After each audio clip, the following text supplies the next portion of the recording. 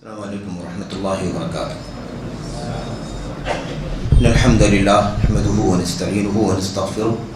ونعوذ باللہ من شرور انفسنا وسیئات اعمالنا من يهده الله فلا مضل له ومن يضلل فلا هادي له واشهد ان لا اله الا الله وحده لا شريك له واشهد ان محمدا عبده ورسوله اما بعد فان خير الحديث كتاب الله وخير الهدي هدي محمد صلى الله عليه وسلم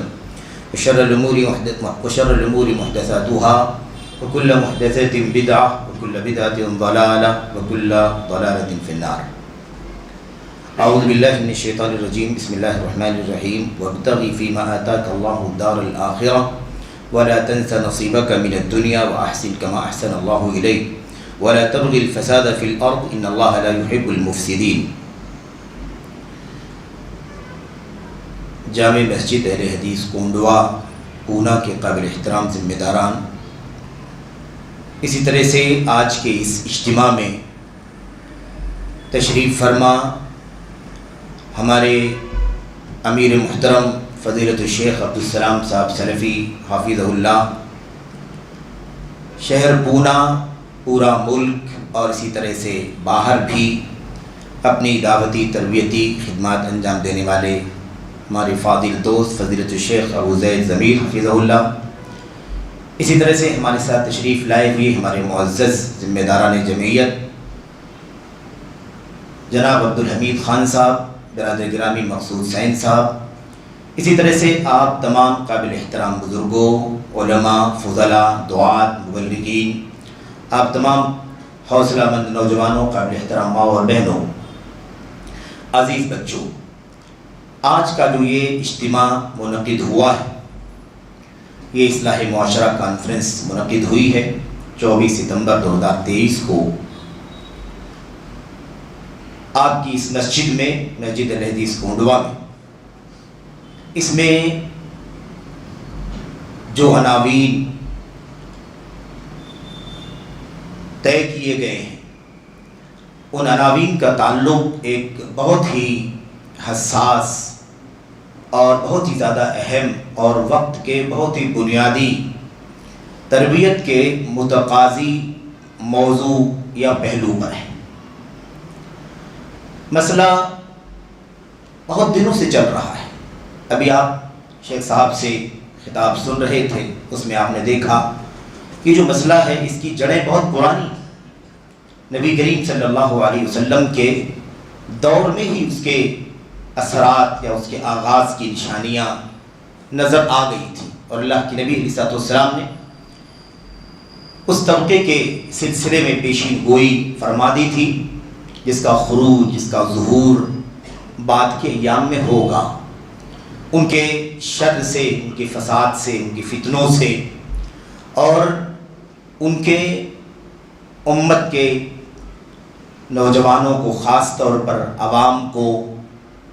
اور ایسے ہی جہاں تک بھی ان کی رسائی ہو سکے گی، ان کو بہکانے ورگلانے کے سلسلے میں ان کی جو سرگرمیاں ہوں گی، ان تمام باتوں کی طرف نبی کریم صلی اللہ علیہ وسلم نے اشارہ فرما دیا تھا۔ اور وہ حساس مسئلہ ہے خارجیت کا، خروج کا، فساد کا، اجرام کا، تکفیر کا، تضلیل کا، تجہیل کا، اور پھر اس کے نتیجے میں جان پر حملہ، مال پر حملہ، آبرو پر حملہ، ممتلکات کو تباہ کرنا، دنگے، فساد، آتنک مچانا، اور یہ سب اسلام کے نام پر، جہاد کے نام پر، خیر کے نام پر، بہت بڑی نیکی کا بیڑا اٹھائے ہیں، اس نام پر یہ سارا کام کیا جائے۔ تو یہ بہت ہی اہم اور حساس موضوع ہے، جس کے چند پہلوؤں کے سلسلے میں گفتگو کرنے کے لیے آج کا یہ اجتماع منعقد کیا گیا ہے۔ ذمہ داران اور خاص طور پر فضیلت الشیخ ابو زید ضمیر صاحب حفظہ اللہ اور آپ کی جو ٹیم ہے، یہاں کے نوجوان ہیں، خاص طور پر جمعیت اہل حدیث پونا، جمعیت اہل حدیث کونڈوا، اور بہرحال جن لوگوں نے بھی اس میں اپنی حصہ داری کی ہے، سب کے سب اس اجتماع پر اور اس طرح کی اجتماعات کے انعقاد پر قابل مبارکباد ہیں، قابل شکر ہیں۔ اللہ سے دعا ہے کہ اللہ تبارک و تعالی تمام ذمہ داران کی، علماء کی، جمعیت کی، نوجوانوں کی، بزرگوں کی، اسی طرح سے تمام مخیرین کی اس سلسلے کی تمام کوششوں کو شرف قبولیت عطا فرمائے، اور اللہ تبارک و تعالیٰ اس طرح کی کوششوں پر انہیں اس دنیا میں اور آخرت میں نیک صلہ نیک بدلہ عطا فرمائے، آمین یا رب العالمین۔ جو عنوان ہمارے سامنے ہے وہ عنوان اسی فتنے خارجیت، اسی تکفیری، اسی خارجی اور اسی بغاوت والی فکر کے حامل ایک جتھے سے متعلق ہے، ایک فرقے سے متعلق ہے جس کو ہم لوگ داعش کے نام سے جانتے ہیں، IS کے نام سے جانتے ہیں۔ آپ نے اس سے پہلے بھی بہت ساری باتیں اللہ کے فضل و کرم سے جماعت کے کبار علماء، ذمہ داران اور امت کی مصلحت کی فکر کرنے والے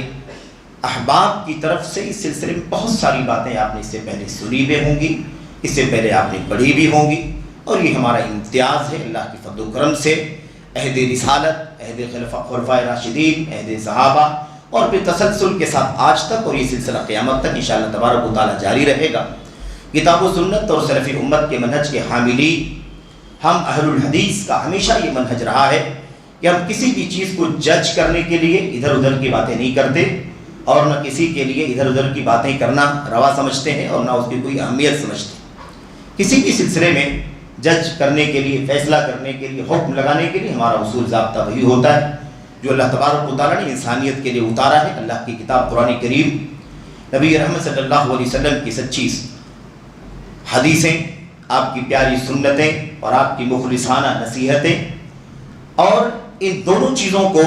سب سے پہلے سمجھنے والے، سننے والے، دیکھنے والے، عمل کرنے والے حضرات صحابہ کرام، ان کا فہم، ان کی فقہ، اسی بنیاد پر ہم جج کرتے ہیں۔ تو اللہ کے فضل و کرم سے جیسے ہر دور میں اس خروج کے فتنے کی سرکوبی اس دور کے علماء، بڑے بڑے ائمہ کرتے رہے زبان سے، قلم سے، اور عوام الناس کو، خواص کو، نوجوانوں کو خاص طور پر اس خروج کے فتنے سے، اس بدعت سے، اس خونی فکر سے، اس جارحانہ فکر سے ہر دور کے علماء آگاہ کرتے رہے ہیں، اور ہمارے پاس اس کی پوری تفصیل ہے، ہمارے پاس کتابیں ہیں، ہمارے پاس ان کی فتاویں ہیں، سب کچھ موجود ہے۔ اسی تسلسل کے ساتھ اس دور میں بھی جب یہ فتنہ داعش کا، IS کا وجود میں آیا، تو الحمدللہ جماعت اہل حدیث کے علماء نے، جمعیتوں نے، مرکزی، صوبائی، علاقائی، مقامی، شہری، تمام جمعیتوں کے لوگوں نے، علماء نے، دعات نے، منبروں سے، اسٹیجوں سے، مختلف پلیٹ فارموں سے، زبان سے، قلم سے، میڈیا کے دوش پر ہر طرح سے الحمدللہ اس فتنے کی سنگینی کو، اس کی خطرناکی کو، اس کے بطلان کو واضح کیا، اپنی عوام کو، خواص کو، اور خاص طور پر نوجوانوں کو، جو عام طور پر خروج کے فتنے میں سب سے زیادہ شکار ہوتے ہیں، بہت زیادہ بہکتے ہیں، اپنی جذباتیت، اپنی کم عمری اور اپنی کچی سوچ، علم کی کمزوری، علماء سے دوری کے نتیجے میں سب سے زیادہ جو بہکتے اور شکار بنتے ہیں، نوجوان، احداث الاسنان، صفحاء الاحلام، ان لوگوں کو خاص طور پر اس سے اور اس طرح کے فتنوں سے آگاہ کرنے میں کوئی کسر نہیں چھوڑا۔ اللہ کا شکر ہے، بین الجماعات بھی اگر دیکھا جائے تو سب سے پہلے کسی نے دہشت گردی، آتنک، تشدد، اجرام، افساد کے خلاف سب سے پہلے کسی نے فتویٰ زبان قلم سے اگر دیا ہے تو الحمدللہ جماعت اہل حدیث کے سر یہ صحرا جاتا ہے۔ اللہ تبارک و تعالیٰ کی حمد کریں، اس کا شکر ادا کریں کہ اللہ تعالیٰ نے ہمیں اور آپ کو اپنی کتاب اور نبی کی سنت اور سلف امت کے منہج پر رہنے کی توفیق عطا فرمائی ہے، اسے ہم کہتے بھی ہیں اور اس کے مطابق عمل بھی کرتے ہیں۔ اللہ تبارک و تعالیٰ سے دعا ہے کہ اس کوشش میں مزید برکت عطا فرمائے۔ جو ہمارے بہت سارے کم عمر یا ایسے ہی کم فہم نوجوان، جذباتی، ادھر ادھر لوگوں کے نعروں سے بہک جاتے ہیں، لوگوں کی تقریروں سے بہک جاتے ہیں، لوگوں کے ورغلانے بہکانے میں آ جاتے ہیں، لوگوں کے بہت زیادہ خوشنما دکھائی دینے والی باتوں یا تحریروں سے کہیں نہ کہیں وہ دھوکے میں آ جاتے ہیں۔ اللہ تبارک و تعالیٰ ان نوجوانوں کو بھی پلٹ کر کے اپنی اصل کی طرف آنے کی توفیق عطا فرمائے، امت کے ہر طبقے کو اس حوالے سے فکر مندی کی توفیق عطا فرمائے۔ جذباتیت، عاطفہ، ایموشن، یہ کسی مسئلے کا حل کبھی بھی نہیں رہا ہے۔ اللہ کی کتاب، نبی کی سنت کا مطالعہ کرنے سے پتہ چلتا ہے، امت کے اسلاف کی سیرت کا مطالعہ کرنے سے پتہ چلتا ہے کہ جذباتیت اور ایموشن میرے بھائیوں خالص عبادتوں کے اندر بھی اسلام نے برداشت نہیں کیا ہے۔ اگر کوئی ایموشن میں آئے کہ پوری رات میں نوافل پڑھوں گا، اسلام اسے اچھا نہیں سمجھتا۔ کوئی کہے میں ڈیلی پورے قرآن کی تلاوت کروں گا، 20 پارے کی تلاوت کروں گا، اسلام اس کو اچھا نہیں سمجھتا۔ آپ سوچئے اگر یہ اسلام کی تعلیمات ہے خالص عبادات کے مسائل میں، اگر اسلام اس طرح کی رہنمائی کرتا ہے اپنے ماننے والوں کو اور خاص طور پر نوجوانوں کو، شباب کو،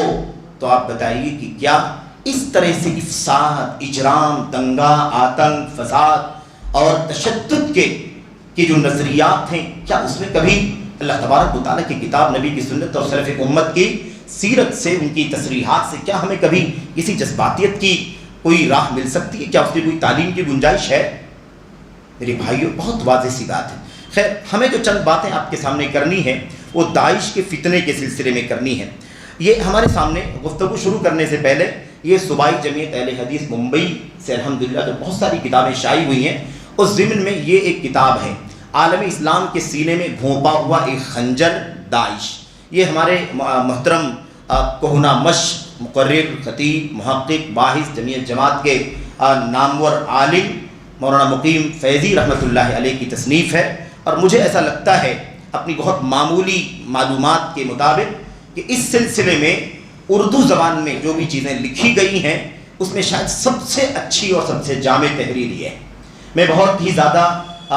کہہ لیجیے کہ ادب کے ساتھ اور مخلصانہ اپیل کروں گا اپنے بھائیوں سے، نوجوانوں سے، خاص طور پر بزرگوں سے بھی، کیونکہ وہ بزرگ ہیں تو جوانوں کے باپ ہیں، دادا ہیں، ان کے بڑے ہیں، سرپرست ہیں، ان سب کی ذمہ داری ہے کہ اس کتاب کا مطالعہ کریں تاکہ داعش کی جڑوں کو سمجھیں، اس کی حقیقتوں کو سمجھیں۔ دنیا کے جتنے شر ہیں، جتنی شر پسند جماعتیں ہیں، جتنے شر پسند ممالک ہیں، جتنی شر پسند شخصیتیں ہیں، اس طرح کے جتنے لوگوں کو ہم جانتے ہیں یا نہیں جانتے ہیں، ان سب کا یا ان سب سے اس دھڑے کا تعلق ہے۔ انہی سے پل کر کے باہر نکلی ہے، انہی کی تربیت سے باہر نکلی ہے، انہی کے نشو و نما ہے کہ اس طرح سے اس کا فتنہ دنیا کے اندر تیزی کے ساتھ عام ہو گیا۔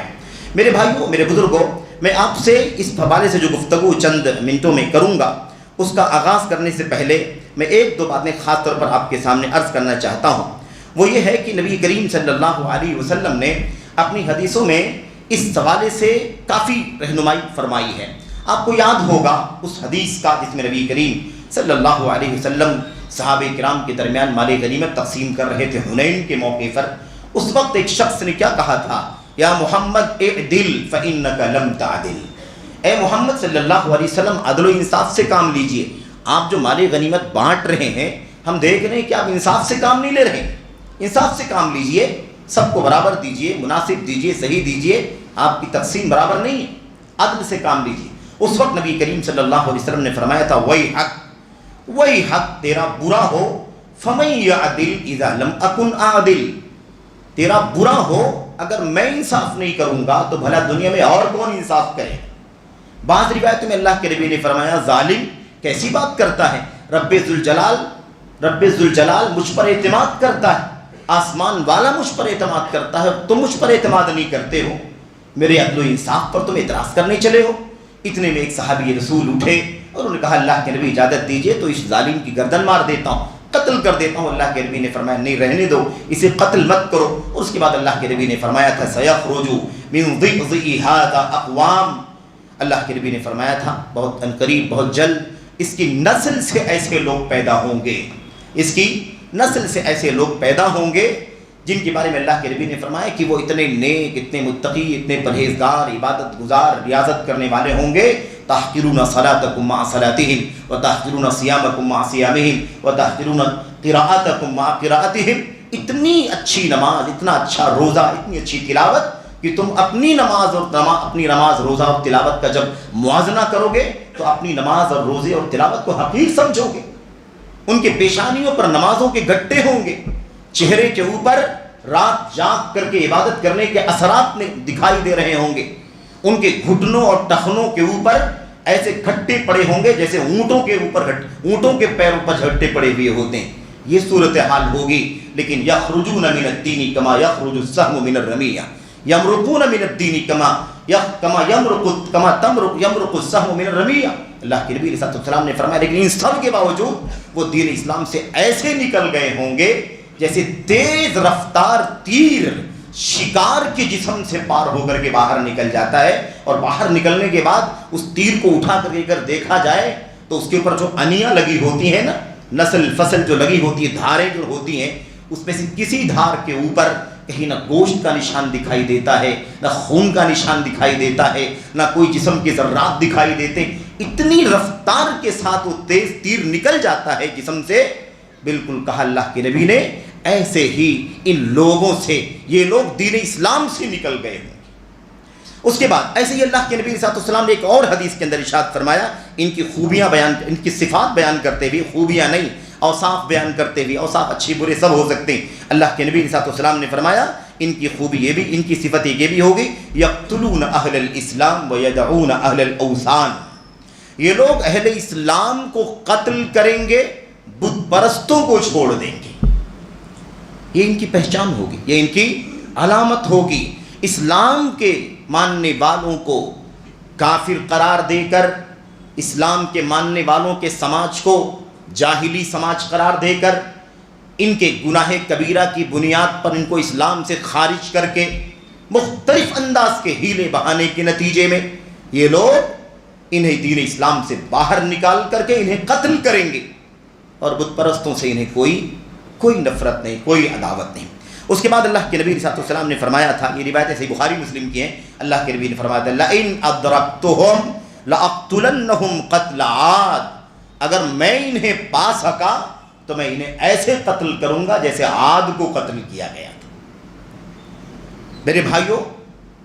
آپ قوم عاد کو جیسے قتل کیا گیا ایسے ہی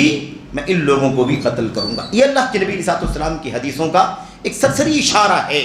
آپ نے اس بات کو سمجھ لیا کہ خوارج کی جڑیں کہاں سے ہیں۔ آپ نے فرمایا تھا سیخرج عن قریب، اس آدمی کی نسل سے، ذوالخویسرہ کی نسل سے لوگ پیدا ہوں گے جو ایسا ایسا کریں گے۔ آپ نے بالترتیب دیکھا حضرت عمر بن خطاب رضی اللہ تعالیٰ عنہ کو قتل کرنے والا بھی وہی خارجی، عثمان غنی رضی اللہ تعالیٰ عنہ کو قتل کرنے والے بھی کون تھے؟ وہی خارجی۔ حضرت علی بن ابی طالب رضی اللہ تعالیٰ عنہ کو قتل کرنے والے وہی خارجی، اور پھر اس کے بعد اور آگے بڑھیں گے تو حضرت حسن کو زہر دینے والے بھی وہی خارجی۔ ایسے ہی آپ کو تاریخ کا ایک لمبا سلسلہ ملے گا۔ اسی سلسلے کو اگر آپ تاریخ کے تناظر میں دیکھتے جائیں اور آگے بڑھیں تو موجودہ دور کا ایک بہت ہی سنگین فرقہ جس کو لوگ داعش کے نام سے جانتے ہیں، انگریزی والے اس کو IS کے نام سے جانتے ہیں، Islamic states in Iraq and Sham یا سیریا جس کو عربی انگریزی میں کہتے ہیں، یا ایسے ہی داعش، یہ بھی شارٹ ہے، دولت الاسلام فی العراق والشام،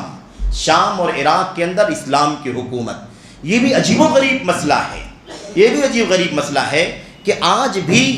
ایک بہت بڑا طبقہ ایسا ہے اسلام کے نام لیواؤں کا، یا اسلام کے نام لیوا فرقوں میں سے ایسے فرقے، ایسے افراد، ایسے بڑے بڑے قائدین جن کو لوگ قائدین کے نام سے جانتے ہیں، جن کی جماعتیں اور جن کے فرقے بڑی آن بان کے ساتھ دنیا کے اندر اپنے پھیلے ہوئے ہیں اور اپنی سرگرمیاں پھیلا رہے ہیں، اور اپنے علاوہ کسی کو دین کا دائی، دین کا حقدار نہیں سمجھتے، یا کسی کے کام کو کام نہیں سمجھتے، دنیا کی ساری خدمات کو، ساری سرگرمیوں کو میرے بھائیوں کل عدم قرار دیتے ہیں۔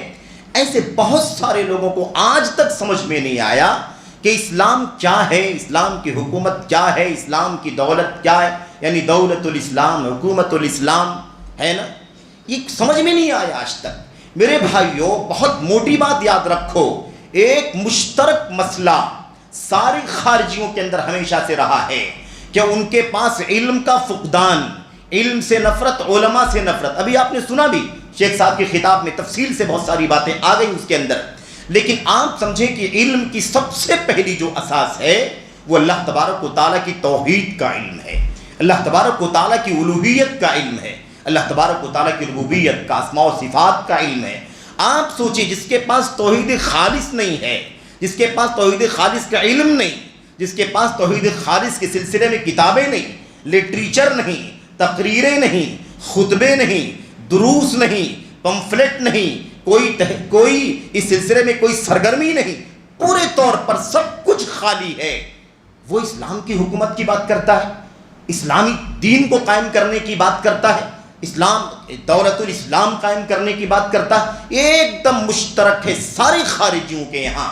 ہمیشہ سے کہ ان کے پاس علم کی قلت بلکہ علم سے نفرت اور علماء سے نفرت، علم سے دوری اور علم حاصل کرنے والوں کو بھی علم سے متنفر کرنا، علماء سے نفرت دلانا، حتیٰ کہ علماء کو بدعتی کہنا، فاسق کہنا، چوٹی کے ائمہ کو، علماء کو میرے بھائیوں ان کی تکفیر کرنا، ان کو کافر قرار دینا۔ کوئی قرآن کریم کا درس حاصل کر رہا ہے اسے برگشتہ کرنا کہ اس قرآن کو پڑھنے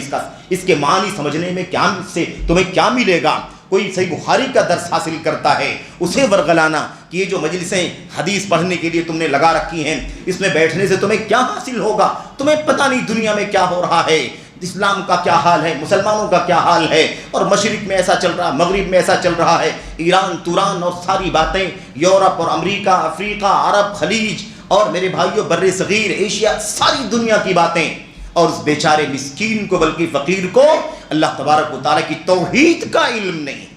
دین اسلام کی بنیادوں کا علم نہیں ہے، اساس کا علم نہیں، کورا ہے بیچارہ، یتیم ہے، یتیم اللہ تبارک و تعالیٰ کی توحید کے علم سے، نبی کی خالص سنت کے علم سے، اسلامی تعلیمات جو بہت ہی روشن ہیں اس سلسلے میں، خاص طور پر اس عقیدے کے باب میں تکفیر کا کیا ضابطہ ہے، کسی کو دائرہ اسلام سے نکالنے کا کیا ضابطہ ہے، کسی کلمہ گو کی جان پر، اس کے مال پر اور ایسے ہی اس کی آبرو پر حملہ کرنے کا کیا حکم ہے، اس کو دائرہ اسلام سے باہر نکالنے کا، اسلامی سماج اور معاشرے کو جاہلی معاشرہ قرار دینے کا کیا ضابطہ ہے اللہ تبارک و تعالیٰ کے دین کے اندر۔ کسی نے جھوٹ بول دیا اسے دائرہ اسلام سے باہر نکال دیا، کسی نے شراب پی لی اسے دائرہ اسلام سے باہر نکال دیا، میرے بھائیوں کسی نے زناکاری بدکاری کر لی، کسی نے یہ میرے بھائیوں گناہ کبیرہ ضرور ہے لیکن دین اسلام سے خارج نہیں کرتے۔ گناہ کبیرہ کی بنیاد پر دین اسلام سے خارج کرنے کا عقیدہ یا دین اسلام سے خارج ہو جانے کا عقیدہ یہ خوارج کا عقیدہ ہے جو قرآن کریم کے خلاف، سنت کے خلاف، صحابہ کے منہج کے خلاف، ان کے عمل اور سلوک و سیرت کے خلاف پورے طور پر میرے بھائیوں۔ لیکن بدقسمتی سے ہر دور کے خوارج کی یہ پہچان رہی ہے کہ وہ علم سے دور ہیں، اور یاد رکھو اگر علم سے دور ہے، علماء سے دور ہے تو بھلا اسے روشنی کہاں سے مل سکتی ہے؟ علم کے بغیر، علماء کے بغیر روشنی کا کوئی سورس نہیں ہے، روشنی کا کوئی مرکز نہیں ہے، روشنی کا کوئی راستہ نہیں ہے میرے بھائیوں، یہی راستہ ہے بس، اس راستے کے بغیر کے علاوہ کوئی راستہ نہیں، اس کے علاوہ کہیں سے روشنی نہیں مل سکتی۔ پھر اس کے بعد جو کچھ دنیا میں بعض فرقوں کی طرف سے دیکھنے کو مل رہا یہ سب کچھ دیکھنے کو ملے گا۔ اور یاد رکھیں یہ جو داعش جس کی بات چل رہی ہے، اس حوالے سے جو باتیں مجھے آپ کے سامنے رکھنی ہیں، ان باتوں کو میں چند منٹوں میں رکھوں گا، بہت تفصیلات ہیں، بہت ساری تفصیلات ہیں، لیکن مجھے ان ساری تفصیلات اور اس کا پورا انٹروڈکشن کرانے کی کوئی ضرورت نہیں ہے۔ بنیادی طور پر اس کی جڑیں کہاں سے نکلی ہیں، یعنی اس کی جڑیں آج اس کی پیداوار کہاں سے ہوئی ہے۔ اگر یہ پچھلے 2 سال 3 سال 4 سال 5 سال سے اگر آپ سنتے ہیں اس کا نام تو آپ یہ نہ سمجھیں کہ 4 سال 6 سال کی ہی اس کی عمر ہے، میری بھائیوں اس کی جڑیں قدیم ہیں، 2004 سے لے کر کے 6 8 9 10 11 12 13 14 15 اور یہ آگے بالکل ان پورے تسلسل کے ساتھ ان کی شرنگیزیاں، ان کے فتنے، جانوں پر حملے کرنا، لوگوں کے اموال تباہ کرنا، لوگوں کی آبرو ضائع کرنا، میرے بھائیوں مقدسات کو تباہ کرنا،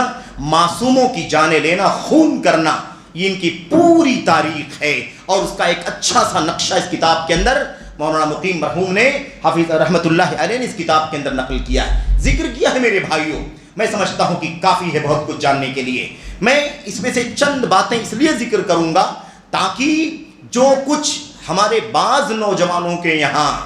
بہت کچھ حسن ظن، بڑا اچھا کام، دنیا سے فتنہ ختم کرنے کے لیے، دنیا سے شر ختم کرنے کے لیے، برائیاں ختم کرنے کے لیے، لوگوں کو راہ حق دکھانے کے لیے، اور لوگوں کو گمراہی سے، لوگوں کو ضلالت سے، لوگوں کو برائیوں سے، منکرات سے، گناہوں سے، معاصی سے نکالنے کے لیے جو سب سے بڑا نام لیا جاتا ہے میرے بھائیوں، انشاءاللہ تبارک و تعالیٰ اس کی حقیقت آپ کے سمجھ میں آ جائے گی، آپ کے سامنے یہ چیزیں کھل جائیں گی کہ جس کے بارے میں لوگوں نے اتنا زیادہ میرے بھائیوں اچھا تاثر بنا رکھا ہے، تصور قائم کر رکھا ہے، اس سے جڑ رہے ہیں، اس کی جو سرگرمیاں لے کر کے چلنے والے لوگ ہیں ان سے متاثر ہو رہے ہیں۔ میرے بھائیوں میں یہ نہیں کہنا چاہتا ہوں کہ ہمارا کوئی بھائی پورے طور پر اسی داعش کا حصہ بن جا رہا ہے یا اس کو پورے طور پر جانتا ہے، جان بوجھ کر کے وہ اس کا حصہ بنتا ہے، وہ چاہتا ہے کہ لوگوں کی جانوں پر حملہ کرے، مالوں پر حملہ کرے، مقدسات پر حملہ کرے، آبرو سے ناموس سے کھلواڑ کرے۔ میں یہ نہیں کہنا چاہتا، ایسے لوگ بھی ہوں گے، لیکن میں اپنے نوجوانوں سے، عزیزوں سے خاص طور پر یہ بات عرض کرنا چاہتا ہوں کہ، اور یہ بات آپ تک پہنچانا بھی چاہتا ہوں کہ دیکھیے ہوتا یہ ہے کہ بس آپ کے علم سے دور رہنے کی وجہ سے، آپ کے علماء سے دور رہنے کی وجہ سے، آپ کا اپنی جماعت سے دور رہنے کی وجہ سے، اور بہت کچھ نگیٹو سوچنے کی وجہ سے، بہت کچھ منفی باتیں سوچنے کی وجہ سے، اور اس بنیاد پر نفرت کرنے کی وجہ سے آپ شکار ہو جاتے ہیں، آپ بہک جاتے ہیں۔ آپ کسی کا لٹریچر پڑھتے ہیں، آپ کو کوئی رہنمائی نہیں اس لٹریچر میں، کیا کہا گیا ہے، اس لٹریچر کس کا ہے، یہ کس فکر کے لوگ ہیں، بڑی اچھی باتیں ہیں، آپ بھی کہتے ہیں، ہمارے بھائی بھی کہتے ہیں بہت اچھی باتیں ہیں اس کے اندر، لیکن آپ نہیں سمجھتے یدسون السم فی العسل کہ شہد کے اندر زہر گھولنے کا کام کیا جاتا ہے۔ بہت ساری اچھی باتیں ہیں، اس کے اندر زہر گھول دیا گیا ہے، وہ زہر اصل مقصود ہے جو آپ کے اندر پیوست کرنا چاہتے ہیں۔ میرے بھائیوں تو آپ نے کسی کی ویب سائٹ سرف کر لی، آپ نے کسی کا چینل اٹھا کر کے دیکھ لیا، آپ نے کسی کی تقریر سن لی، آپ نے کسی کا کوئی انٹرویو، کوئی بیان سن لیا، آپ نے کوئی آج کل وہ بھی چلتا ہے، آج کل کہتے ہیں کہ ایک وہ دیکھ لیا، کیا کہتے ہیں اس کو، جو یادگار کے طور پر ادھر ادھر سے جمع کر کے تیار کیا جاتا ہے، ہم نے وہ دیکھ لیا۔ ایسا کام کرنے کی وجہ سے یہ گمراہ ہو جاتے ہیں، بھٹک جاتے ہیں، بہک جاتے ہیں میرے بھائیوں، اور اس کا نتیجہ یہ ہوتا ہے کوئی ضروری نہیں ہے کہ آپ کی سرگرمیاں پورے طور پر خونی سرگرمیاں ہو، جان مال آبرو پر حملہ کرنے کی سرگرمیاں ہو، لیکن اس کہہ لیجئے کہ میرے بھائیو جہالت، لا علمی، نادانی، حماقت کی وجہ سے آپ کے اوپر مصیبت آتی ہے، آپ کے سرپرستوں پر مصیبت آتی ہے، آپ کی جماعت پر مصیبت آتی ہے، میرے بھائیوں علماء پر مصیبت آتی ہے۔ یہ سارے مسائل کھڑے ہوتے ہیں صرف اس لیے کہ آپ نے اس میں رہنمائی لینا اپنی ذمہ داری نہیں سمجھی۔ کون سی شخصیتیں ہیں، ان کی کیا حقیقت ہے، ان کا کیا عقیدہ ہے، ان کی کتابوں میں کیا ہے، یہ ویب سائٹیں دیکھیں کہ نہ دیکھیں، یہ کتابیں پڑھیں کہ نہ پڑھیں، ان کو سنیں کہ نہ سنیں، اس کے قریب جائیں کہ نہ جائیں، ہمیں نہیں معلوم، بالکل ان نون طور پر یہاں سے دیکھا، وہاں سے دیکھا، اس سے جڑے، اس سے جڑے، یہ پڑھا، یہ سنا۔ آپ سمجھتے ہیں کہ کیا آپ بے ہوش ہو کر کے کام کر رہے ہیں تو کیا سب کام کرنے والے بے ہوش ہو کر کے کام کر رہے ہیں؟ یہ سب سے بڑی مشکل ہے میرے بھائیوں۔ یاد رکھیں ہر دور میں خوارج کی بدعت اور فتنے سے، اور ساری بدعتوں سے، رافضیت سے، صوفیت سے، عقلانیت سے، اعتزال سے، اور انکار سنت سے، انکار صحابہ سے، یا توحید، ساری بدعتوں سے نجات پانے کا ایک ہی سورس رہا ہے، اپنے مقتدر علماء سے جڑ کر کے رہو، اپنے ٹھوس منہج کے علماء سے جڑ کر کے رہو، ان کی سنو، انہی کو پڑھو، انہی سے وابستہ رہو۔ آپ کو دنیا بھر میں بھٹکنے کی کوئی ضرورت نہیں ہے، آپ کو کچھ بھی کرنا ہے، پڑھنا ہے، سننا ہے، دیکھنا ہے، آپ کی ذمہ داری ہے کہ علماء سے پہلے پوچھ لو۔ آپ کبھی ایسا ہوتا ہے کسی کا شہرہ اتنا زیادہ ہے، کسی کی پبلسٹی اتنی زیادہ ہے کہ آپ سمجھتے ہیں کہ اتنا مشہور آدمی یہ کیسے غلط ہو سکتا ہے، اس کی فکر کیسے غلط ہو سکتی ہے، اس کی تو اتنی زیادہ مانیتا ہے، اس کی تو اتنی زیادہ مقبولیت ہے۔ میرے بھائیوں یہ بھی خوارج کی ایک علامت ہے، اپنی حرکتوں سے، اپنی نشاط سے، اپنی سرگرمی سے، اور ساری غلط سرگرمیاں، ساری باطل سرگرمیاں، ساری ایموشنل سرگرمیاں کر کے یہ عوام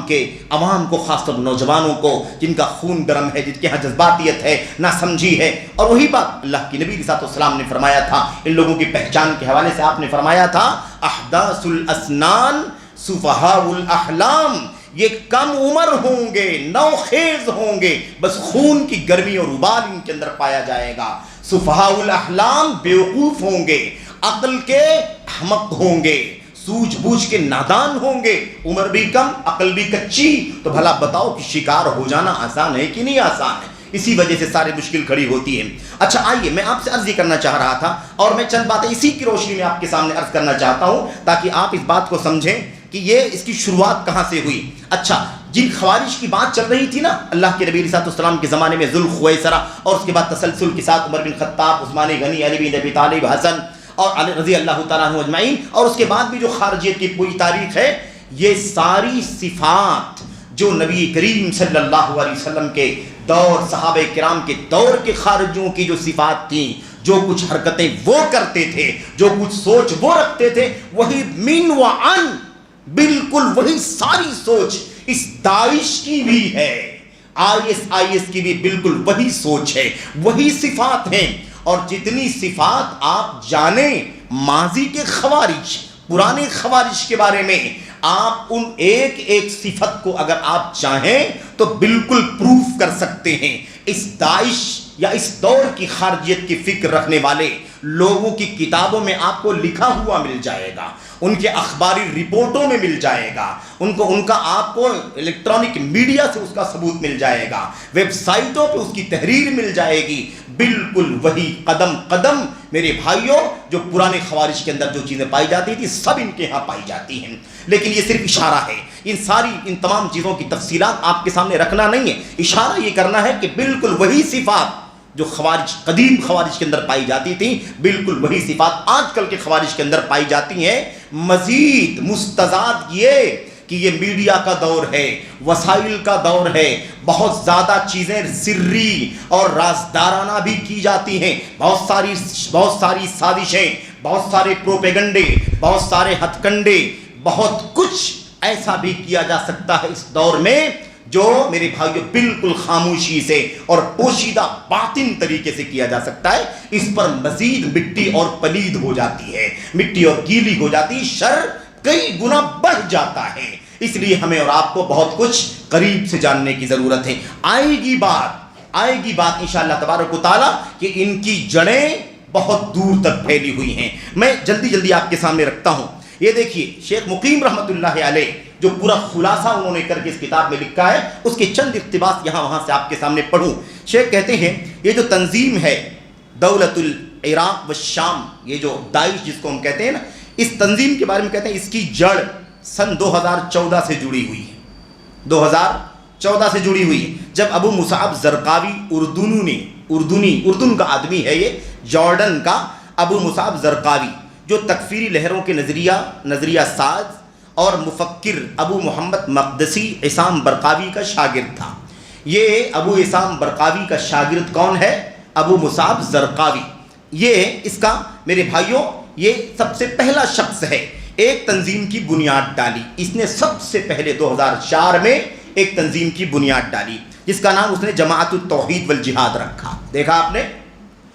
آپ نے توحید کا نام دیکھ کر کے کوئی توحید پرست بھاگے گا؟ بتاؤ ذرا۔ ہمارے پاس یہی تو سب سے بڑا امتیاز ہے کہ ہم توحید کے میرے بھائیوں متعلم ہیں، معلم ہیں، دائی ہیں، علمبردار ہیں۔ توحید کا سرچشمہ، توحید کا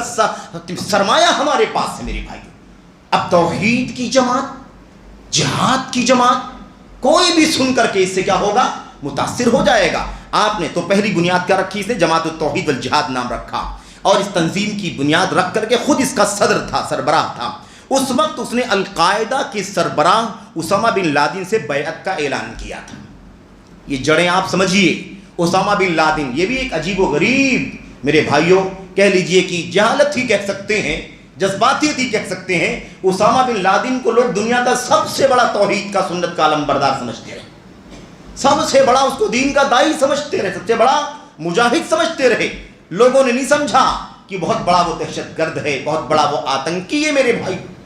لوگوں نے نہیں سمجھا۔ اس کی حقیقت بعد میں کھل کر کے آئی جب الحمدللہ علماء نے اس حقیقت سے پردہ اٹھایا۔ تو بہرحال یہ جو افساد اور اجرام کا جو راستہ ہے یہ یہاں سے جڑا ہوا ہے۔ تو یہ اسامہ بن لادن سے بیعت کا اعلان کیا تھا تاکہ دجلہ اور فرات کے شہروں اور علاقوں میں القاعدہ کا نمائندہ بن جائے۔ القاعدہ کا جو تنظیم ہے بن لادن کی، اس سے جڑ جائے، اس کا نمائندہ بن جائے۔ عراقی میدانوں میں تنظیم کا ظہور عراق پر امریکی قبضے کے زمانے میں ہوا۔ اس وقت یہ تنظیم امریکی فوجوں کے خلاف جنگ کرنے والی طاقت کے طور پر سامنے آئی تھی۔ شروعات جو اس کی ہوئی تھی یہاں سے ہوئی تھی، اس لیے عراقی نوجوانوں کے لیے کشش کا مرکز بن گئی۔ ظاہر سی بات ہے، عراق کے نوجوانوں پر ظلم ہو رہا ہے اور ظلم کو ٹالنے کے لیے کوئی قدم اٹھایا جا رہا ہے تو سب لوگ ساتھ دیں گے اس کا، لیکن لوگوں نے نہیں سمجھا کہ شروعات تو یہاں سے ہوئی اور اس کے بعد یہ اسلام کے نام لیواؤں کا خون کرے گی، دنیا میں دنگے فساد پھیلائے گی، لوگوں کے ممتلکات پر، مقدسات پر میرے بھائیوں جارحانہ حملے کرے گی، لوگوں کی عزت و ناموس کو پامال کرے گی، یہ لوگوں کو نہیں اندازہ تھا۔ بہرحال میرے بھائیوں اس طرح سے اس کی جڑیں یہاں سے جڑی ہوئی ہیں۔ آگے چل کر کے ماہ جون 2006 میں کیا ہوا، اس کے بعد اس کا تذکرہ یہاں پر موجود ہے کہ مجاہدین کی مجلس شورا بنانے کا اعلان کیا گیا، مگر زرقاوی اسی مہینے میں قتل کر دیا گیا۔ 2004 میں قائم کیا اور 2006 میں زرقاوی کی تو موت ہو گئی، لیکن اس کی شاگرد تیار ہو گئے، اس کی فکر پر چلنے والے لوگ کیا ہو گئے، تیار ہو گئے۔ آگے جب 2006 میں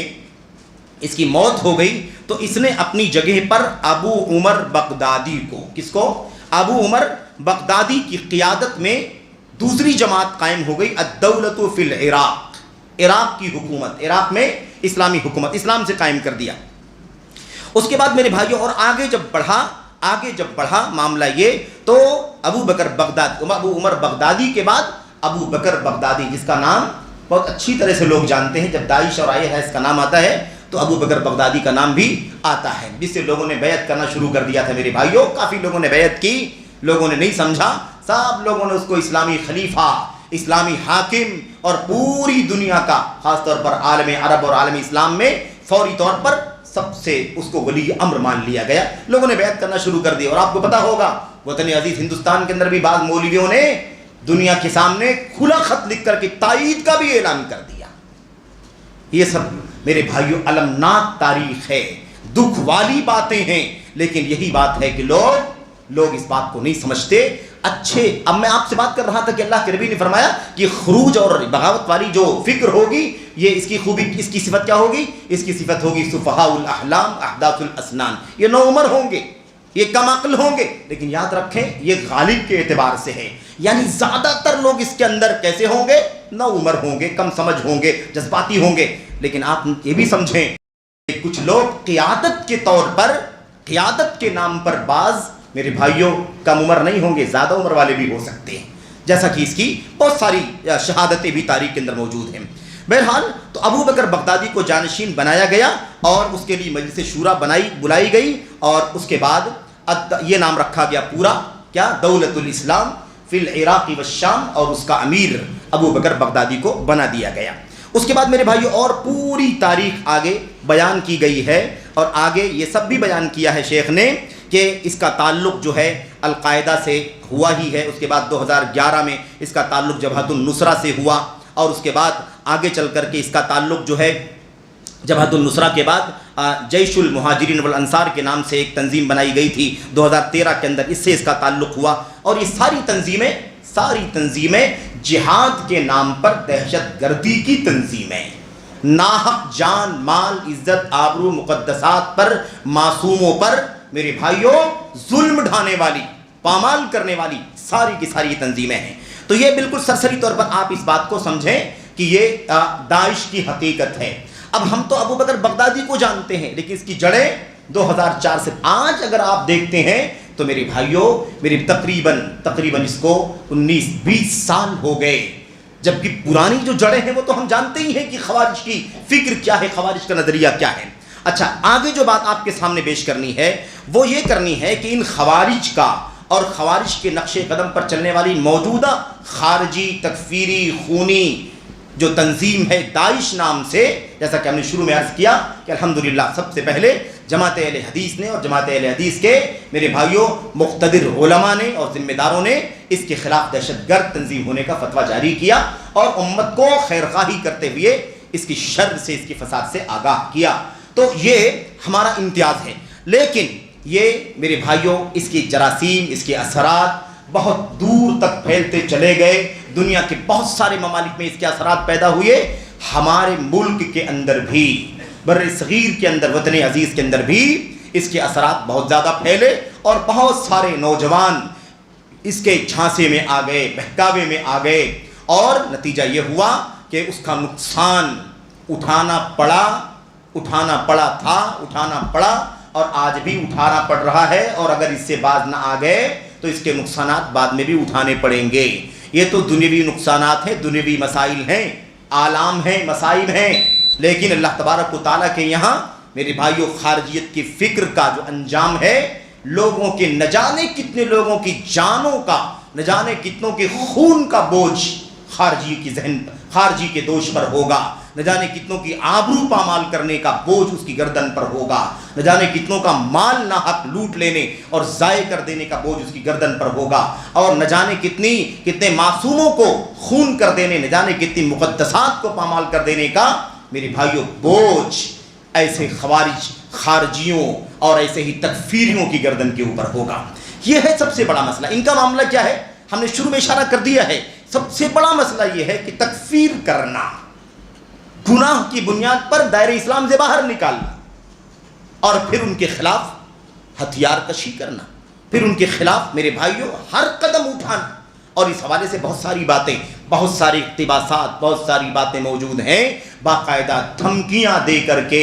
میرے بھائیوں، دھمکیاں دے کر کے اس طبقے نے، اس فرقے نے، اس داعش کے فتنے میں یہ چیز بہت نمایاں ہے، باقاعدہ دھمکیاں دے کر کے کہ اگر تم ہمارے تابع نہیں ہو گئے تو یاد رکھو ہماری پاس ایسی فوج ہے جو فوج انسانوں کی دیکھنے میں ہے، حقیقت میں وہ شیروں کی فوج ہے، جو صرف گوشت کھانا جانتے ہیں، جو صرف خون چوسنا جانتے ہیں، اس کے سوا انہیں وہ کسی اور چیز سے شکم سیر نہیں ہوتے۔ اس طرح کی دھمکیاں دینے والے ان کی پوری تاریخ بتلاتی ہے۔ میں سرسری طور پر یہ آپ کے سامنے عرض کر دوں کہ ان کا جو سب سے بڑا مسئلہ ہے وہ ہے خارجی اوصاف جو ان کے اندر پائے جاتے ہیں، اور اللہ کے نبی علیہ السلام نے فرمایا تھا، اللہ کے نبی نے فرمایا تھا کہ اس کا آخر کہاں ہوگا؟ دجال کا خروج۔ سب سے بڑا آتنکی کون ہوگا؟ دجال۔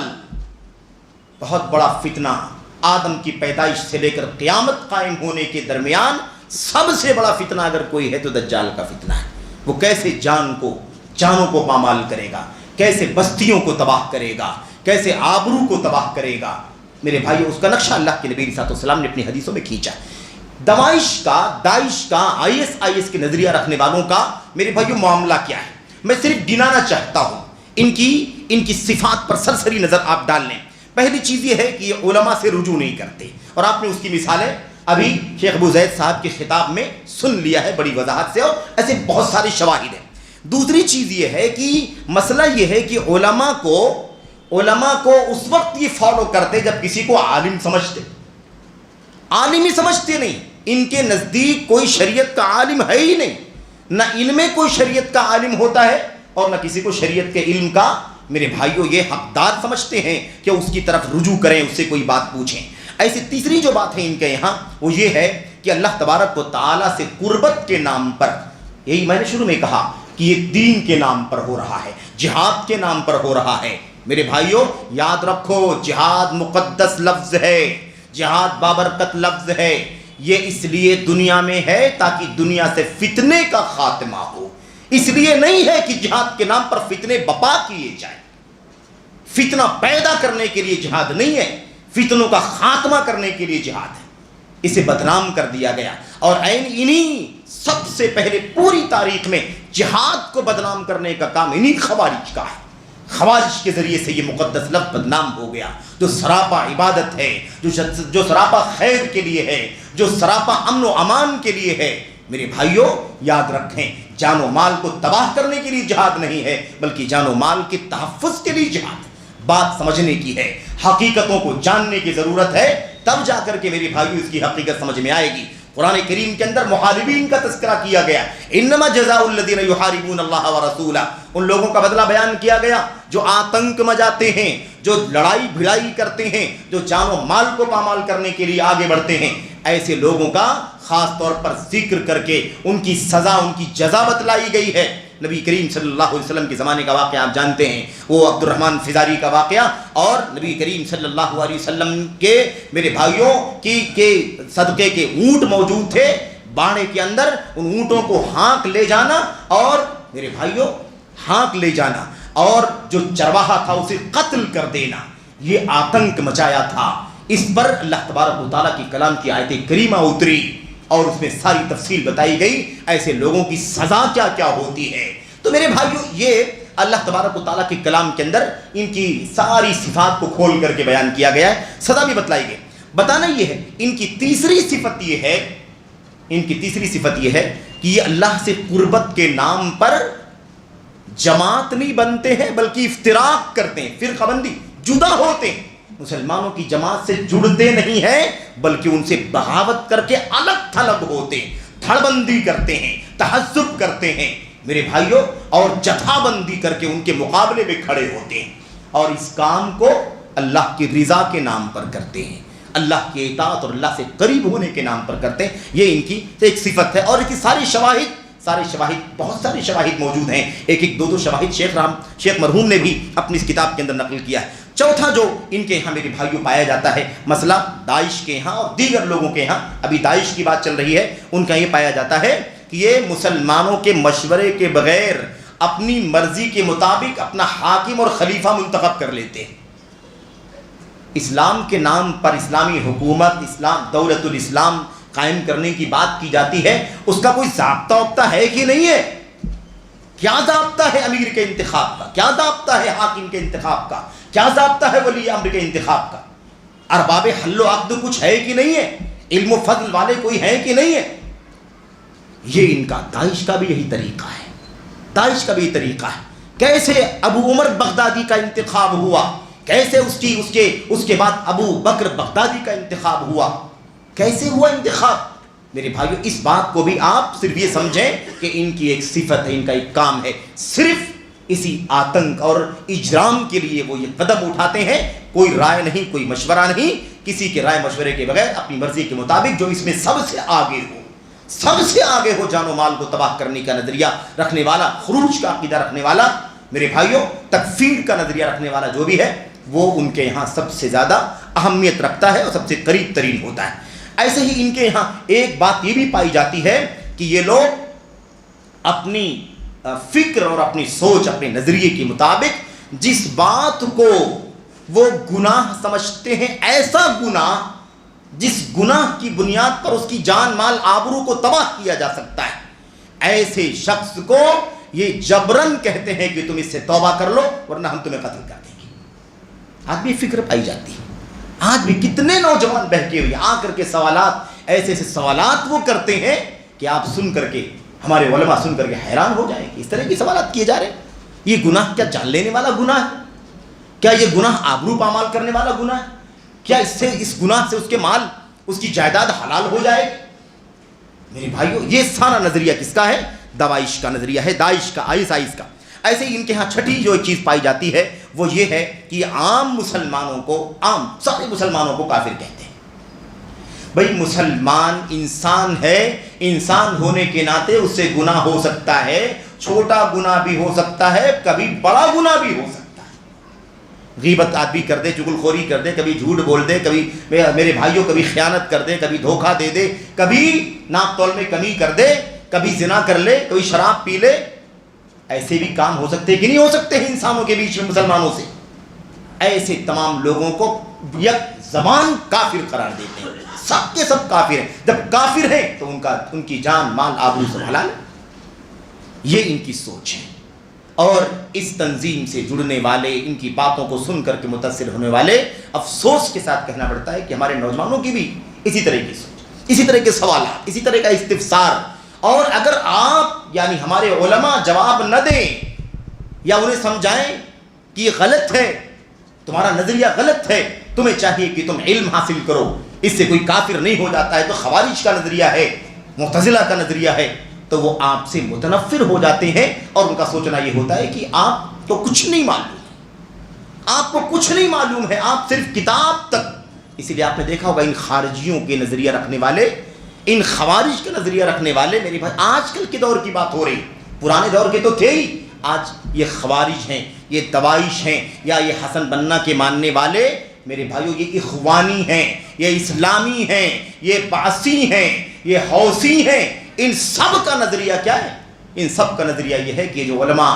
گھنٹوں بیٹھ کر کے علم کے حلقات، قرآن کی تفسیر کا حلقہ، حدیثوں کی شرح کا حلقہ، فقہ کے مذاکرے کا حلقہ، میرے بھائیو عربی زبان و ادب کا حلقہ، یہ جو بیٹھ کر کے علم پہنچانے والے، علم سیکھنے سکھانے والے، یہ سب دنیا میں سب سے گئے گزرے ہیں، کیونکہ ان کو دنیا کی سیاست کا علم نہیں ہے۔ دنیا میں کیا ہو رہا ہے، لوگ کیا کر رہے ہیں، یہ حکومت کیسی، وہ حکومت کیسی، یہاں انقلاب وہاں، اس طرح کی کوئی بات کا علم نہیں ہے۔ یہ تو صرف کتاب اور پڑھنے اور تفسیر اور حدیث تک جڑے ہوئے ہیں۔ ایسے اس لیے ان کو تانا دیتے ہیں، کہتے ہیں کہ یہ کیا ہے، یہ حیض و نفاس کے علماء ہیں، یہ تو طہارت اور تیمم کے علماء ہیں، یہ موزے پر مسح کرنے کے مسائل بیان کرنے علماء ہیں، ان کو اور کچھ نہیں آتا ہے۔ اور جہاں اسلامی نظام ہے سعودی عرب وغیرہ کے اندر خاص طور پر، کہتے ہیں ان علماء کو کہ یہ سب حاکم اپنے بادشاہ کے ظلم کے تلے دبے کچلے ہیں، اس لیے ہم کو نہیں اکساتے جہاد کرنے کے لیے، یعنی آتنک مچانے کے لیے، ہمارا ساتھ نہیں دیتے، ہماری سرگرمیوں کو کنڈم کرنے پر لگے ہوئے ہیں، ان کے اوپر پریشر ہے، دباؤ ہے، اور پھر یہ ان کے ایجنٹ ہیں، ان کے ایجنٹ ہیں، یہودیوں کے آلہ کار، اس طرح کی باتیں، نعوذ باللہ، ایسی باتیں۔ اور میرے بھائی یہی نہیں بلکہ بدعتی کہتے ہیں، بدعتی، شیخ بن باز کو جاہل، علامہ البانی کو نعوذ باللہ جاہل، علامہ ابن عثیمین کو، فوزان کو، غدیان کو، سارے ان علماء کو کیا کہتے ہیں؟ کہتے ہیں یہ سب کے سب بزدل ہیں، بزدل ہیں یہ، ان کو بس ایک بہانہ مل گیا ہے کہ پڑھو لکھو، پڑھاؤ لکھاؤ بس۔ میرے بھائیو یہ سب کیوں ہوتا ہے؟ اسی لیے ہوتا ہے، ان کا معاملہ یہی ہے کہ یہ عام مسلمانوں کو کافر سمجھتے ہیں، تب کی تکفیر کرتے ہیں، اور تکفیر کرتے ہیں تو ان کی جان و مال پر حملہ کرنا بھی ان کے لیے روا ہو جاتا ہے۔ اور بات صرف اتنی سی ہے، بلا شبہ تکفیر کے اصول ضابطے ہیں، ان اصول ضابطوں پر اگر کوئی پڑھتا ہے، آتا ہے، تو اہل علم، حکمران جو مسلمانوں کے ہیں، وہ سمجھتے ہیں کہ اس کو کافر کب قرار دیا جائے گا، لیکن اپنی مرضی سے اس کی وجہ سے آدمی کافر، اس کی وجہ سے آدمی کافر، ایسا کرنے کی وجہ سے کافر، ایسا کہہ کر کے سب کو دائرہ اسلام سے باہر نکالتے۔ تکفیر یہ داعش کا سب سے بڑا کام ہے، اور سب سے پہلے ولی امر کو اور اس کی ساری رعایا کو، علماء کو، سب کو کافر قرار دینا، یہ ان کا کام ہے۔ اس کے بعد ایسے ہی قتل کرنے میں ثواب محسوس کرتے ہیں، علماء کو قتل کرنا، معصوموں کی جان لینا، استغفر اللہ، اس کو کیا سمجھتے ہیں؟ اللہ تبارک و تعالیٰ کی قربت کا، اللہ تعالیٰ سے قربت کا، محبت کا ذریعہ سمجھتے ہیں، ایسا کر کے اللہ سے قریب ہو جائیں، یہ سوچتے ہیں یہ، اور یہ سب کچھ پچھلے خوارج کا بھی یہی طریقہ تھا۔ میرے بھائیوں ایسے ہی ان لوگوں کی بات، ان لوگوں کے بارے میں وہ بات تو بالکل واضح ہے جو اللہ کے نبی نے فرمایا تھا، یقتلون اہل الاوثان ویدعون، یقتلون اہل الاسلام ویدعون اہل الاوثان، اسلام والوں کو قتل کرتے ہیں اور بت پرستوں کو چھوڑ دیتے، یہ ان کی بات جو اللہ کے نبی نے فرمایا ان کے یہاں پائی جاتی۔ ایسے ہی اپنے مخالفین، جو اپنے مخالفین ہیں، جو IS کے حامی نہیں، اس کے سپورٹر نہیں، اس کے نظریے کے ساتھی نہیں ہیں، ایسے لوگوں کے بارے میں ان لوگوں کا ایک طریقہ یہ بھی ہے کہ ان کے قتل پر انعام مقرر کرتے ہیں۔ اور یہ پوری تاریخ میرے بھائیوں یاد رکھیں، عبد الرحمن بن ملجم کا بھی یہی معاملہ تھا۔ عبد الرحمن بن ملجم کی تاریخ میں بھی یہ بات موجود ہے، اور میں آپ کو بیان کر دوں وہ بات، اسے امام طبرانی نے المعجم الکبیر کے اندر نقل فرمایا ہے کہ جو خارجی عبد الرحمن بن ملجم تھا، جس نے میرے بھائیوں حضرت علی بن ابی طالب کو قتل کیا، اس نے ایک خارجیہ خاتون سے جس کا نام قطام بنت شہنہ تھا، اس سے نکاح کا پیغام بھیجا۔ خارجی ہے، خارجیہ سے نکاح کرنا چاہتا ہے، پیغام بھیجا کہ مجھے تم سے نکاح کرنا ہے، تو اس نے جواب دیا کہ میں تم سے شادی کروں گی، نکاح کرنے کے لیے میں راضی ہوں تم سے، لیکن شرط یہ ہے کہ تم میری بات، میری دلی تمنا پوری کر دو، میری دلی مراد پوری کر دو، اور اس کے بعد مجھے تشفی ہو جائے گی تو میں تم سے نکاح کرنے کے لیے آمادہ ہو جاؤں گی۔ پوچھا عبد الرحمن بن ملجم نے، اچھا ٹھیک ہے، تمہاری تمنا کیا ہے؟ اس نے کیا تمنا کی تھی؟ استغفر اللہ، عبد الرحمن بن ملجم کا اقدام اسی کے نتیجے میں تھا، اس کا اقدام اسی کے نتیجے میں تھا۔ اس نے کہا، جواب دیا، 3000 نقد چاہیے، 3000 درہم یا دینار کیش چاہیے، اور ایک غلام چاہیے، ایک لونڈی چاہیے، اور چوتھی چیز کیا چاہیے؟ چوتھی چیز حضرت علی بن ابی طالب کا خون چاہیے۔ اس طرح سے جو وہ خارجی جس راستے پر چلتے تھے،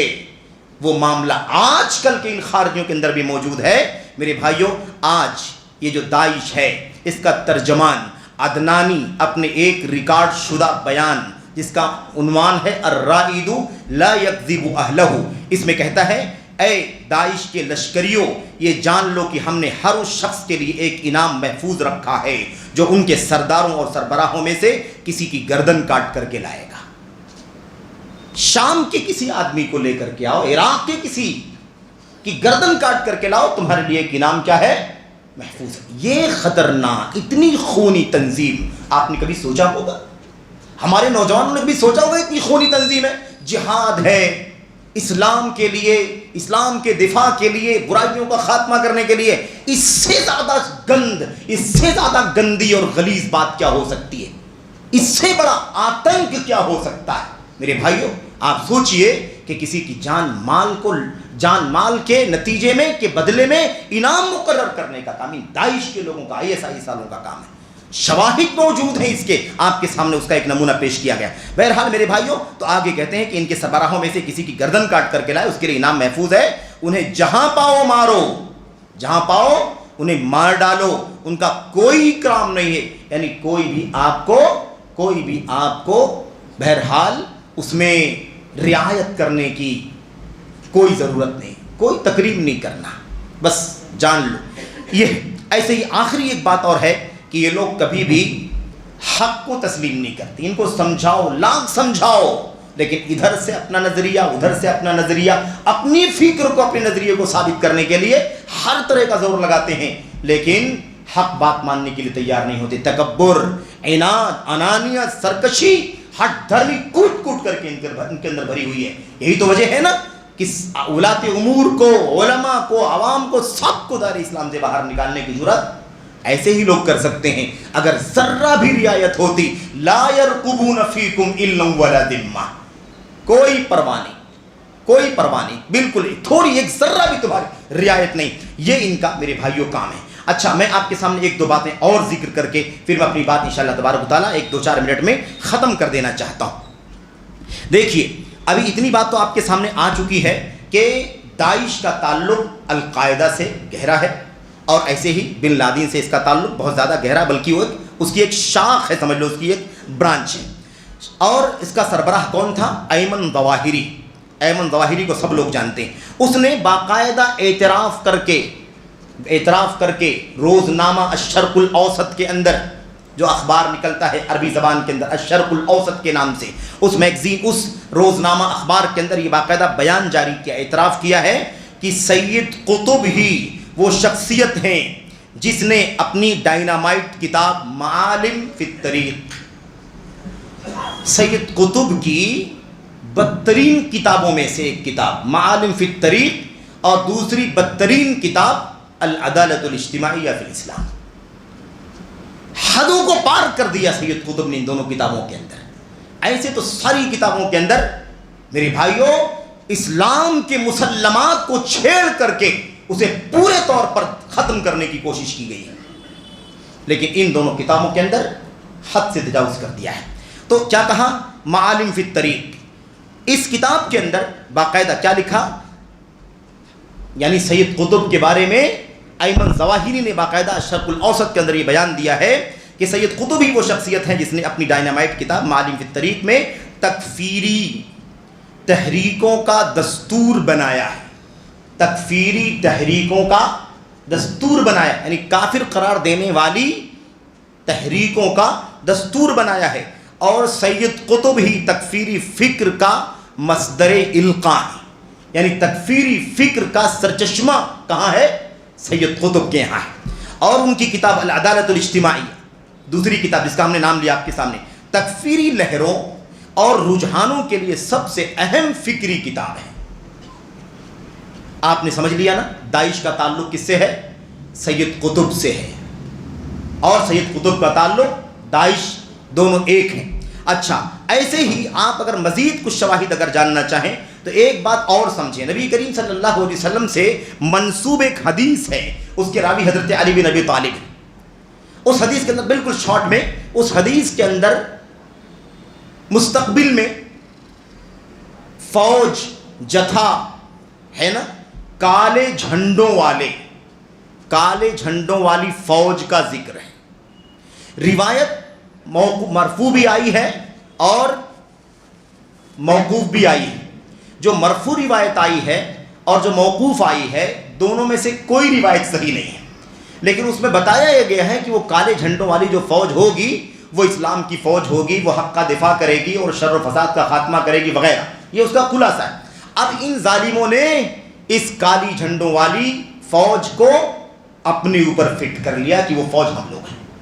وہ فوج ہم لوگ ہیں، اور پھر اس کے بعد وہ ساری فضیلت اپنے کھاتے میں اکٹھا کر لی. سب سے پہلی بات یہ ہے کہ یہ بات ہی درست نہیں ہے. کہتے ہیں اثبت العرش ثم انقش، پہلے جڑ تو ثابت کرو اس کے بعد اگلی بات کہہ. حدیثی بے انتہا ضعیف ہے، موضوع کے درجے کی ہے، نہ مرفوع درست ہے اور نہ موقوف درست ہے. اس کے اندر رشدین بن سعید جیسا راوی ہے، ایسے ہی ابن لہیہ جیسے ضعیف ترین راوی. یہ میرے بھائیوں بے اصل بات ہے، یہ درست نہیں ہے، لیکن اس کو بھی اپنے اوپر فٹ کر لیا اور یہ ثابت کیا کہ ہم ہی لوگ اس کے مستحق ہیں. اچھا میرے بھائیوں، اس کی جہاں تک داعش کی جو سرگرمیاں ہیں، خطرناک سرگرمیاں، ان سرگرمیوں کو اگر آپ دیکھیں تو آپ حیران ہو جائیں گے. ان لوگوں نے کہاں کہاں جنگ کی، کتنا خون کیا نقصان پہنچا، ایک لمبی تاریخ ہے. عین العرب کے اندر، سیریا کے اندر 22 ستمبر 2015 کو 4 مہینے تقریب عراق کے اندر ان لوگوں نے فوج کشی کی. ایسے عراق کے بیجی میں فوج کشی کی، ایسے ہی سیریا کے تدمر میں، ایسے ہی عراق کے رمادی میں. وہ لمبی تاریخ ہے. مجھے مقصد میرا نہیں ہے کہ میں سے بیٹھ کر کے گناؤں یا ان کی ساری تفصیلات آپ کے سامنے رکھوں. صرف بتانا یہ تھا کہ داعش کی حالت یہ ہے. اتنا بڑا فتنہ موجودہ دور کا، لیکن جب یہ فتنہ آیا تو وہی بات جو حضرت حسن بصری رحمت اللہ علیہ نے کہا تھا، ان الفتنۃ اذا اقبلت عرفها كل عالم واذا ادبرت عرفها كل جاہل. جب فتنہ آتا ہے تو جہلا کچھ نہیں جان پاتے ہیں، جو بصیرت والے علماء ہیں وہ جان لیتے ہیں. یہ فتنہ ہے، یہ اسلامی جہاد نہیں ہے، یہ حاکم اسلامی حاکم نہیں ہے. اس کی جڑیں توحید کی نہیں، سنت کی نہیں، اصولوں کی نہیں، ضابطوں کی نہیں ہے، بلکہ اس کی جڑیں کیسی ہیں؟ خارجیت کی جڑیں ہیں، افساد کی جڑیں ہیں، اجرام کی جڑیں ہیں. اس کی جڑیں اللہ تبارک و تعالی، اللہ کے نبی کے فرمان کی روشنی میں میرے بھائیوں ناحق خون بہانا، ناحق جانوں پر مالوں پر حملہ کرنا، آبرو اور مقدسات کے ساتھ کھلواڑ کرنا ان کی جڑوں میں ہے. اور اسی بنیاد پر یہ قائم ہوئی ہے. لوگوں نے صرف اسلامی حاکم کے نام پر نہیں پتا اس کا تعلق القاعدہ سے ہے، نہیں پتا اس کا تعلق جبہت النصرہ سے ہے، نہیں پتا اس کا تعلق میرے بھائیوں اس سے ہے، سید قطب جیسے میرے بھائیوں شخص سے ہے، جو اس پوری فہرست کا بالکل ماضی قریب کے اندر آتنک اور دنگے والی جانے کا سب سے بڑا سرچشمہ میرے بھائیوں میرے بزرگوں. اچھا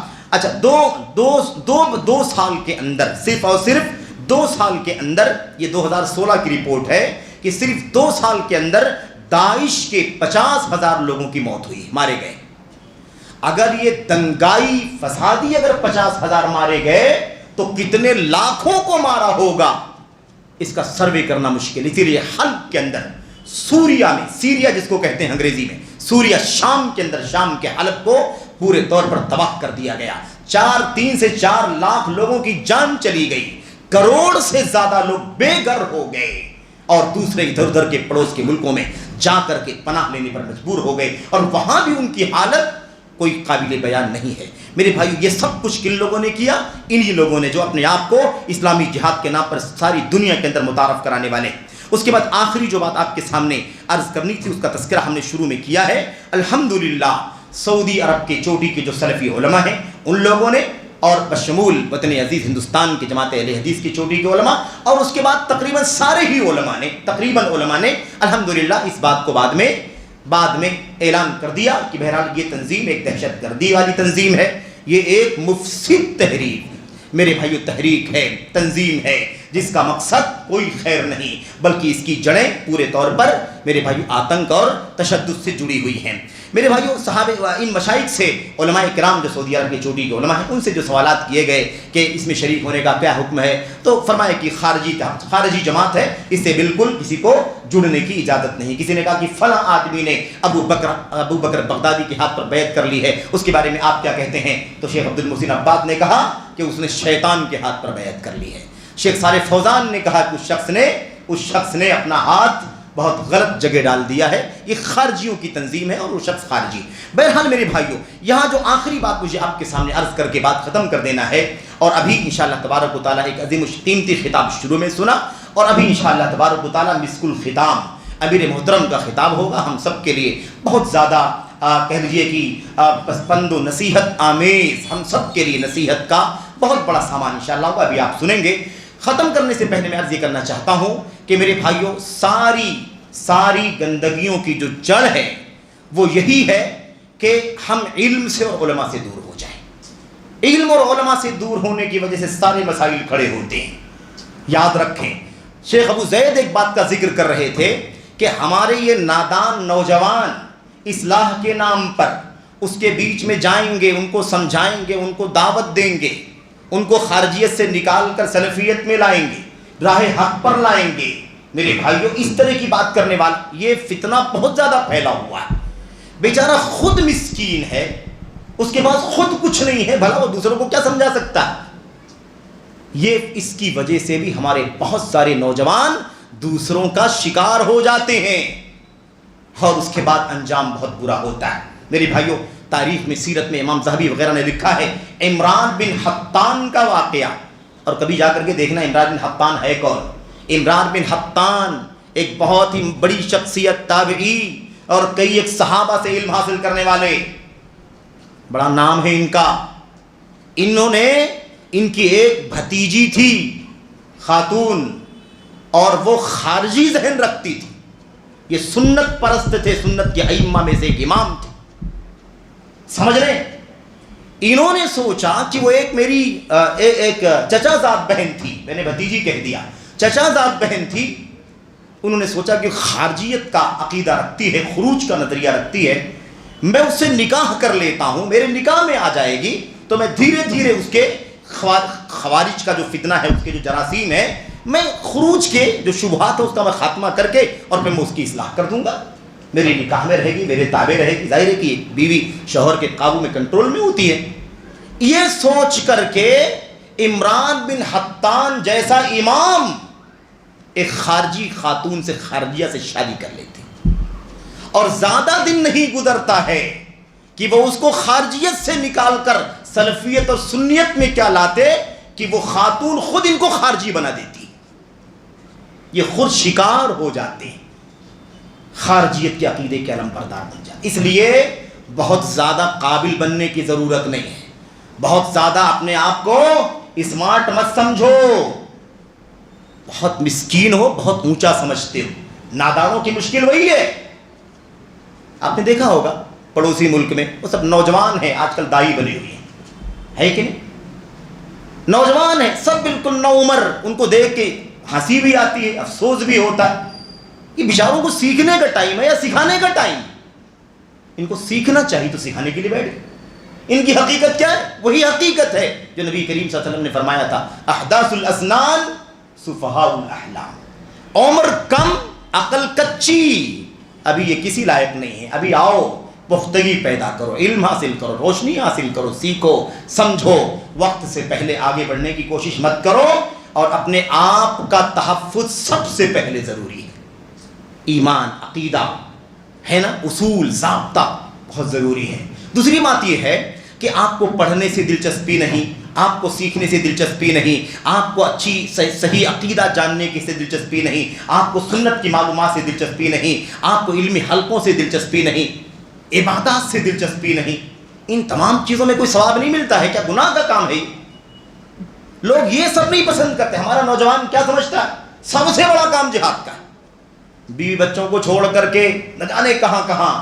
ماں بوڑھی ہے، باپ بوڑھا ہے، بیمار ہے، کوئی پرواہ نہیں.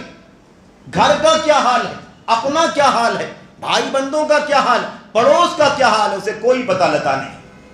اس کو فکر پڑی ہوئی ایران توران کی، 5000 کلومیٹر، 10,000 کلومیٹر پڑوس میں، یہاں وہاں، امریکہ افریقہ، دنیا کی ساری بکواس، اور گھر کی خبر نہیں. یہ عجیب مزاج بن گیا ہے نوجوانوں کا. اور وہ حدیث مجھے یاد آتی ہے نبی کریم صلی اللہ علیہ وسلم کی، اس کو بس بیان کر کے بات ختم کرتا ہوں. اللہ کے نبی صلی اللہ علیہ وسلم کی جھرمٹ میں، اللہ کے نبی صلی اللہ علیہ وسلم صحابہ کی جھرمٹ میں بیٹھے ہوئے ہیں. راوی حضرت ابو ہریرہ رضی اللہ تعالیٰ عنہ ہے. روایت کئی کتابوں کے اندر موجود ہے، علامہ البانی نے صحیحہ میں نقل فرمایا ہے اسے، یعنی حدیث صحیح ہے۔ کیا ہوا، ایک نوجوان دور سے پہاڑیوں کے بیچ والے راستے سے آتا ہوا نظر آیا، ہٹا کٹا تھا، مضبوط تھا، ہٹا کٹا مضبوط تھا، تمانا ہے نا۔ صحابی ابو ہریرہ بیان فرماتے ہیں جب اس پر نظر پڑی کہ وہ سنیہ سے آ رہا ہے، ہم لوگوں کی نظر پڑی تو ہم ساتھیوں میں سے کچھ لوگوں نے کہا ماشاءاللہ کتنا اچھا جوان ہے، ہٹا کٹا مضبوط توانا ہے، اس کو تو جہاد کرنا چاہیے۔ سن لو اچھے سے، ذہنیت نبی نے تعلیم کیا دی، اور ہمارے نوجوان اللہ کے نبی صلی اللہ علیہ وسلم کی اسی ایک حدیث کو اپنے پلے باندھ لیں تو انشاءاللہ تبارک و تعالی 50% وہ جو خون کی گرمی ہے نا، خون کی گرمی، جہاد جہاد قتال جہاد، یہ سارا کیا ہو جائے گا، 50% انشاءاللہ تبارک و تعالی قابو میں آ جائے گا۔ اللہ کے نبی علیہ السلام کیا کہا لو جعل هذا الشاب نشاطه وشبابه وقوته في سبيل الله، کتنا اچھا جوان، مضبوط ہے، طاقتور جوان ہے، کاش یہ نوجوان اگر اپنی جوانی کو، اپنی چستی کو، اپنی طاقت کو اگر اللہ کی راہ میں لگاتا تو کتنا مزہ آتا۔ اس کو تو میدان جہاد میں لڑنا چاہیے، ہم لوگ تو کمزور ہیں وغیرہ، یہ مضبوط ہے، اس کو لڑنا چاہیے۔ نبی کریم صلی اللہ علیہ وسلم، ابو ہریرہ کہتے ہیں فَسَمِعَ النَّبِيُّ صلی اللہ علیہ وسلم مقالتنا، ہم لوگ یہ بات کر رہے تھے، اس بات کو نبی کریم صلی اللہ علیہ وسلم نے سن لیا، آپ کے کان میں بات پہنچ گئی کہ صحابہ نے ایک نوجوان کو دیکھا اور کہہ رہے ہیں یہ جوان اگر اپنی طاقت و قوت کو اگر اللہ کی راہ میں لگاتا تو بڑا اچھا ہوتا۔ اللہ کے نبی فوراً پلٹے صحابہ کرام کی طرف، آپ نے فرمایا، آپ علیہ السلام نے فرمایا، سبحان اللہ، آپ نے فرمایا الیس فی سبیل اللہ الا من قتل، کیسی بات کرتے ہو تم ساتھیوں، کیا اللہ کے راستے میں صرف وہی ہوتا ہے جو اللہ جو لڑے اور لڑ کر کے شہید کر دیا جائے؟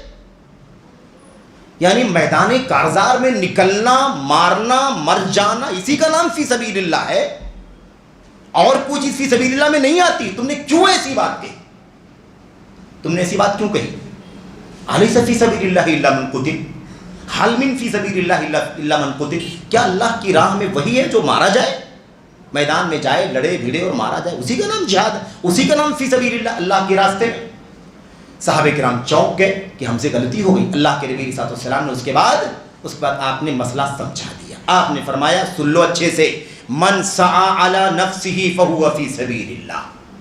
جو اپنی ذات کو سجانے سنوارنے، اپنی اصلاح کرنے، تعلیم، تربیت، اصلاح، نماز، روزہ، ادب، اخلاق، اپنی اصلاح کے لیے جو کوشش کرے فَهُوَ فِي سَبِيلِ اللَّهِ، وہ اللہ کے راستے میں، یہ اللہ کے راستے میں، یہ بھی فی سبیل اللہ۔ خون بہانا، ہتھیار، اسی کا نام صرف اور صرف، اور یہ ان لوگوں والا آتنکی جہاد نہیں تھا، وہ واقعی جہاد فی سبیل اللہ تھا کہ نہیں بھائی بتاؤ؟ صحابہ کرام بات کر رہے ہیں نا، صحابہ کرام کی بات، یہ آتنک والا، دہشت گردی والا معاملہ تھوڑی نا، وہ جہاد تھا، بدر و احد والا جہاد۔ آپ نے اس کے بارے میں فرمایا، تم کیا سمجھتے ہو کہ جو اسی میں جا کے لڑے گا وہی فی سبیل اللہ رہے گا؟ جو اپنی ذات کے لیے کوشش کرے وہ فی سبیل اللہ ہے۔ وَمَنْ سَعَى عَلَى عِيَالِهِ فَفِي سَبِيلِ اللَّهِ، جو اپنے بال بچے بیوی کی خبر گیری، اس کی دیکھ ریکھ، اس کے حالات ضرور، اس کو کھانا کپڑا دیکھ، دکان، سب کچھ، مکان، کیا کچھ چاہیے اس کی ذمہ داری برداشت کرے، بال بچوں کی تربیت کی دیکھ ریکھ کرے، ففی سبیل اللہ، وہ بھی کون ہے؟ وہ بھی فی سبیل اللہ، وہ بھی اللہ کی راہ میں جہاد کرنے والا ہے۔ وَمَنْ سَعَى عَلَى وَالِدَيْهِ فَفِي سَبِيلِ اللَّهِ، اور جو اپنے والدین کی دیکھ ریکھ کرے، ان کی خدمت کرے، ان کے کام آئے، ان کی ضروریات کو پورا کرے، ان کے ساتھ اچھا سے اچھا سلوک کر کے جنت بنانے کی فکر کرے، فَفِي سَبِيلِ اللَّهِ، وہ بھی اللہ کی راہ میں جہاد کرنے والا ہے۔ اخیر میں اللہ کے نبی نے فرمایا وَمَنْ سَعَى عَلَى التَّكَاثُرِ فَهُوَ فِي سَبِيلِ الطَّاغُوتِ۔ ہاں ایک بات یاد رکھو، جو دنیا داری کے چکر میں اور حاصل کر لوں، اور حاصل کر لوں، اور حاصل کر لوں، مال، دولت، عہدہ، شہرت، حلال کی تمیز نہیں، حرام کی تمیز نہیں، بس کثرت زیادہ سے زیادہ مل جائے، جو اس کے پیچھے بھاگے گا ففی سبیل الطاغوت یا فی سبیل الشیطان، ایسا شخص شیطان یا طاغوت کے راستے میں ہے۔ یہ اللہ کے راستے والا آدمی نہیں ہے۔ بہرحال میرے بھائیوں، اللہ سے دعا کرتے ہیں کہ اللہ تبارک و تعالیٰ ہمیں اور آپ کو داعش جیسی خونی تکفیری تنظیم سے، اس کے فتنوں سے، اس کے باطل عقائد و نظریات سے، اس کے خونخوار افکار سے اللہ تبارک و تعالیٰ ہم سب کو بچنے کی توفیق عطا فرمائے، ہمارے نوجوانوں کی حفاظت فرمائے۔ اللہ تبارک و تعالیٰ نوجوانوں کو علم سے، علماء سے وابستہ ہونے کی توفیق عطا فرمائے۔ اللہ عز و جل ہمیں اور آپ کو ہمیشہ اپنی جمعیت سے، اپنی جماعت کے ذمہ داروں سے، جو ہماری مصلحت کو ہم سے کہیں زیادہ سمجھتے ہیں، ہمارے حق میں ہمارے لیے کہیں زیادہ ناصح اور خیر خواہ ہیں، جو ہمارے لیے سب سے زیادہ ناصح اور خیر خواہ ہیں، اللہ تبارک و تعالی ہمیں ان سے وابستگی کی توفیق عطا فرمائے۔ آمین رب العالمین، صلی اللہ وسلم وبارک علی نبینا محمد وعلی آلہ وصحبہ اجمعین۔ السلام علیکم ورحمۃ اللہ وبرکاتہ۔